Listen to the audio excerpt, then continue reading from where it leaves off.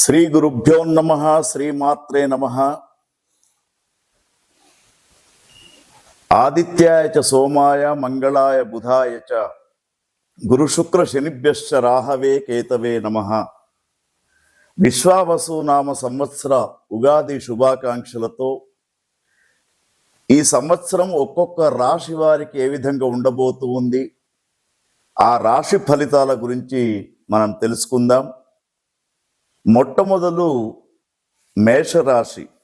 ఈ మేషరాశిలో అశ్విని 4 పాదాలు, భరణి 4 పాదాలు, కృత్తిక 1 పాదం ఉంటుంది. కాబట్టి ఒకవేళ నక్షత్రాలు తెలియనటువంటి శ్రోతలు వారి అక్షరాలపైన కూడా మనం రాశి తెలుసుకోవచ్చు. చూచే, చోళ, లీలు, లేలో, ఆ ఈ అక్షరాలు ఎవరైతే ఉంటాయో వాళ్ళు విశ్వావసు నామ తెలుగు నూతన సంవత్సరాది శుభాకాంక్షలతో 12 రాశులలో 7వ రాశి అయినటువంటి తులారాశి యొక్క జాతకం ఈ విశ్వావసు నామ సంవత్సరంలో ఏ విధంగా ఉండబోతూ ఉంది, మరి ఎటువంటి జాగ్రత్తలు తీసుకోవాలి అనే విషయాన్ని గమనించినప్పుడు తులారాశి జాతకుల్లో చిత్త 3, 4 పాదాలు, స్వాతి నక్షత్రం 4 పాదాలు, విశాఖ నక్షత్రం 3 పాదాలు కలిపి రా, రీ, రు, రే, రో, తా, తీ, తూ, తే అనే అక్షరాలతో ఉన్నటువంటి పేర్లు కూడా ఈ తులారాశిని గమనించవచ్చు. తులారాశి జాతకులకు ఈ సంవత్సరం గత సంవత్సరం కంటే చాలా వైభవంగా ఉందని చెప్పవచ్చు.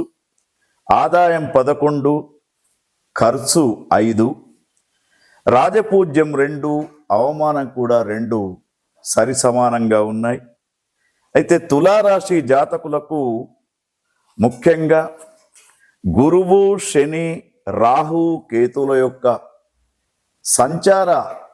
గ్రహాల యొక్క సంచారాన్ని బట్టి ఈ సంవత్సరం మనం గమనించినప్పుడు ముఖ్యంగా విశ్వావసునామ సంవత్సరంలో మరి గ్రహస్థితి చాలా మారుతూ ఉంది. కాబట్టి గురుగ్రహం వీరికి మే 13 వరకు, తర్వాత అక్టోబర్ 19 నుండి డిసెంబర్ 4 వరకు ఈ సమయాలలో 8, 10 స్థానాలలో గురుస్థానం ఉంటున్నది. గురు సంచారం.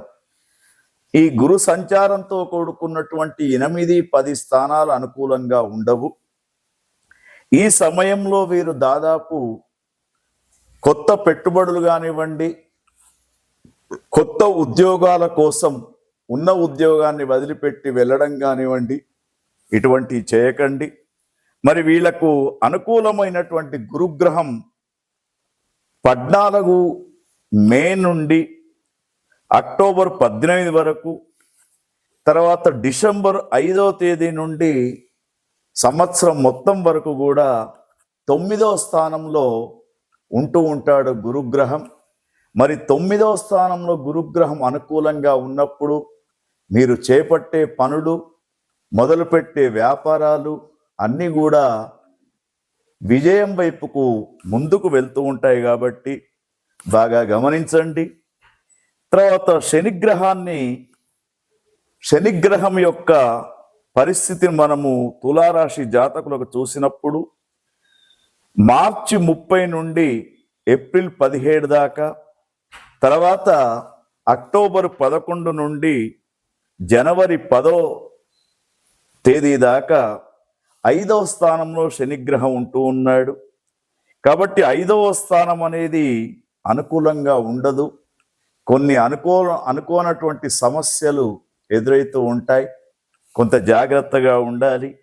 తర్వాత వీరికి ఏప్రిల్ 18 నుండి అక్టోబర్ 10 వరకు, తర్వాత జనవరి 11 నుండి సంవత్సరం మొత్తం కూడా 6వ స్థానంలో శని భగవానుడు అనుకూలంగా ఉంటాడు. కాబట్టి గత సంవత్సరం మీకున్నటువంటి వ్యాధులు ఈ సంవత్సరం ఉండవు. ముఖ్యంగా సంతానం కోసం ఎదురు చూస్తున్నటువంటి యువతి యువకులు, వివాహాల కోసం ఎదురు చూస్తున్నటువంటి యువతి యువకులకు, విదేశీ పర్యటనల గురించి ఎదురు చూస్తున్నటువంటి వారికి, అన్ని రంగాల వారికి ఈ సంవత్సరం అనుకూలంగా ఉందని చెప్పవచ్చు. అయితే రాహుగ్రహాన్ని గమనించినప్పుడు మే 16 దాకా 6వ స్థానంలో రాహు ఉన్నాడు, తర్వాత 5వ స్థానంలోకి వచ్చాడు. కాబట్టి రాహు 50% అనుకూలంగా ఉన్నాడు మీ జాతకంలో. కేతుగ్రహాన్ని గమనించినప్పుడు కేతువు 12, 11 స్థానాలలో ఉన్నాడు. కాబట్టి ఈ కేతుగ్రహం అనుకూలంగా ఉన్న సమయంలో ముఖ్యంగా మే 17 నుండి సంవత్సరం మొత్తం కూడా 11వ స్థానంలో కేతువు యొక్క స్థానం కనబడుతున్నది. కాబట్టి అనుకూలంగా ఉంటుంది.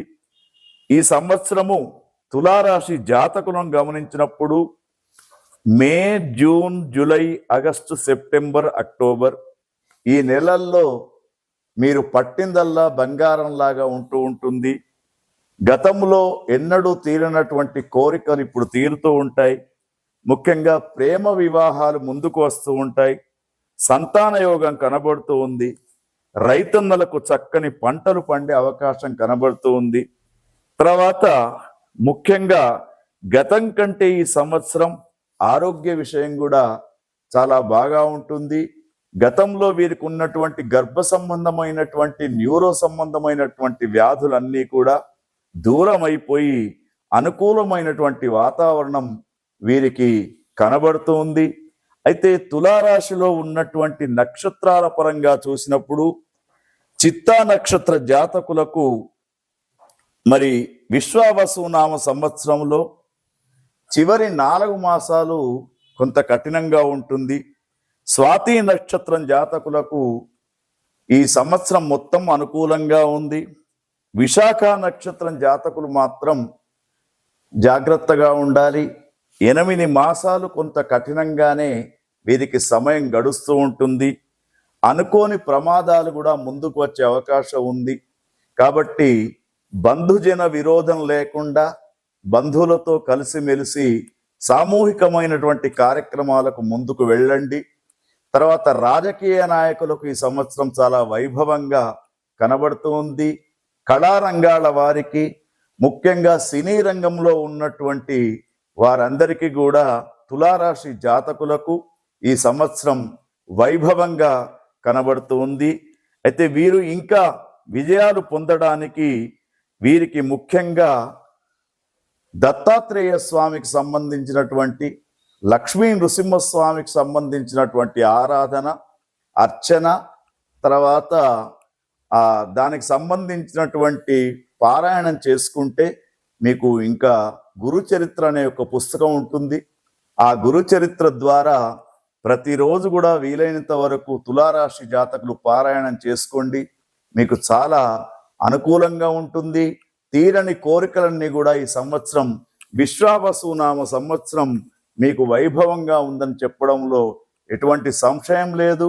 కాబట్టి ఎన్నో రోజుల నుంచి దూరంగా ఉన్నటువంటి మిత్రులు కూడా ఇప్పుడు మీ దగ్గరికి వచ్చి స్నేహం చేస్తూ ఉంటారు.